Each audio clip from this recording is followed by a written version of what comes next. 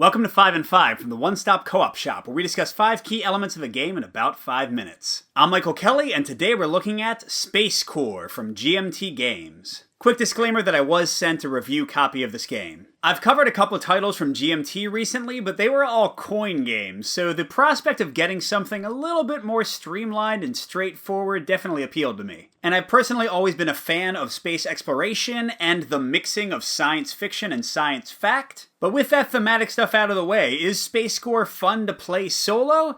Let's find out and get to the list.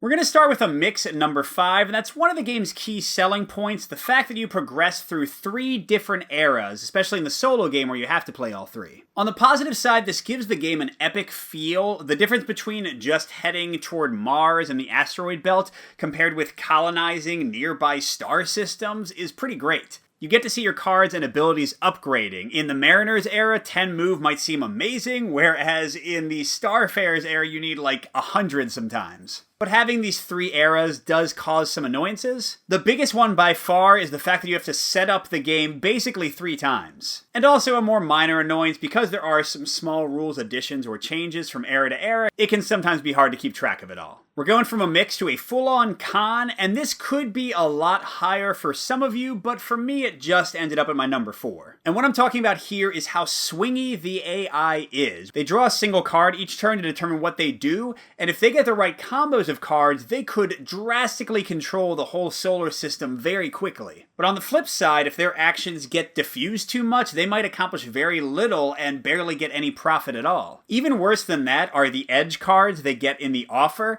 If they draw them, they can do drastic effects, like taking an entire another turn, whereas if they don't draw any of them, they'll never get those bonuses. Now the thing is, this is going to bother you more or less based on the experience you're looking for. If you just enjoy playing the game and challenging yourself to build the best empire possible, I don't think it'll bother you much, but if you are insisting on a perfectly balanced opponent, you're not going to get it here. But number 3 is also focusing on the AI, and it's a full pro, and that's how quick the AI is to resolve and also how interactive it is. Like I mentioned, AI turns are fast as anything. You flip a single card up, you might put one of their teams on a space or draw a few cards for them, and you're done. That is it. It is so beautifully quick. But the thing is, even though they're swingy, they constantly give you places to focus on, because they give you warning when they're going to do something. Before they take a star system, they put a team there, and they need to draw that card again to actually grab it. And that gives you really delicious changing objectives, because if you can sneak in there and steal something from them, you basically invalidate their first action.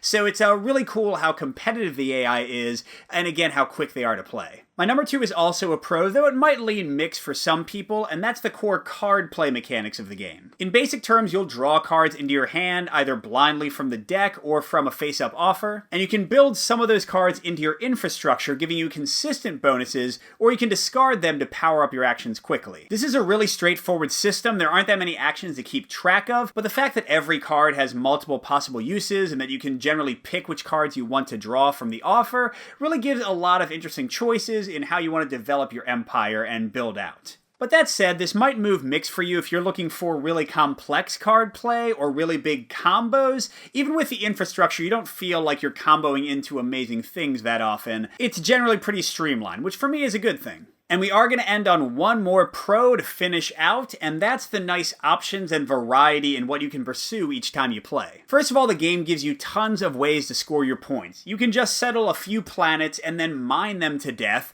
You can try to explore everything and then wait for the competition to come and steal it from you, forcing them to pay you. You can focus on research, you can focus on the objective contracts, but then add in the variance of what the AI focuses on, and add in the option of playing with these variable era cards that might make some options you usually do less valuable, forcing you to explore other things, and this game just has a lot of legs, even though you're playing on the same boards with the same basic decks of cards. Overall, I think SpaceCorp is a ton of fun just played for solo. To be clear, I've never played multiplayer. I haven't even read the rulebook because they have separate ones, but solo is great. The AI is so quick, you have interesting but streamlined card actions, and a lot of options and different ways to pursue your strategies every game. That being said, there are things to look out for that might steer you away. The AI can be very swingy and will not feel balanced. You might win easily or lose hard through no fault of your own. It can be annoying to set up each new era and separate the cards and shuffle them again. And the card play can sometimes feel kind of basic, not a knock on the game, but if you're looking for something complex, this might not be it. Good gaming, and we'll see you at the next stop.